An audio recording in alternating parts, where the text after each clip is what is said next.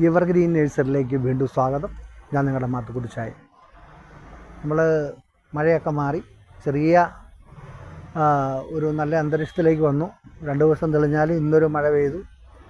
ഇനിയിപ്പോൾ ഓരോ തൈകളൊക്കെ കർക്കിടകം കഴിച്ച് ചിങ്ങത്തിലേക്കാണ് വെക്കുന്നത്. എന്നാലും കർക്കിടകത്തിലും തൈകൾ വെക്കുന്ന ആൾക്കാരുണ്ട്.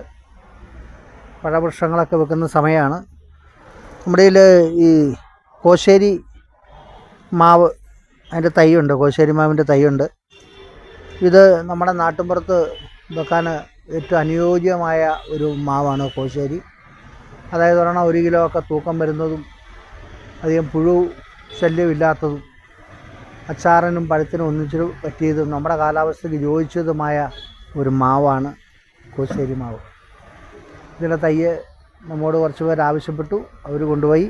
അത്യാവശ്യം ഒരു മാന്തൈ വെക്കണമെന്ന് ആഗ്രഹമുള്ളവർ നമ്മളെടുത്ത് വരിക. എവർഗ്രീൻ നഴ്സറി വരിക.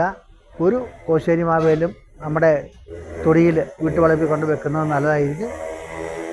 അപ്പോൾ ഈ വീഡിയോ നിങ്ങൾക്ക് ഇഷ്ടപ്പെട്ട് കാണും എന്ന് വിചാരിക്കുന്നു.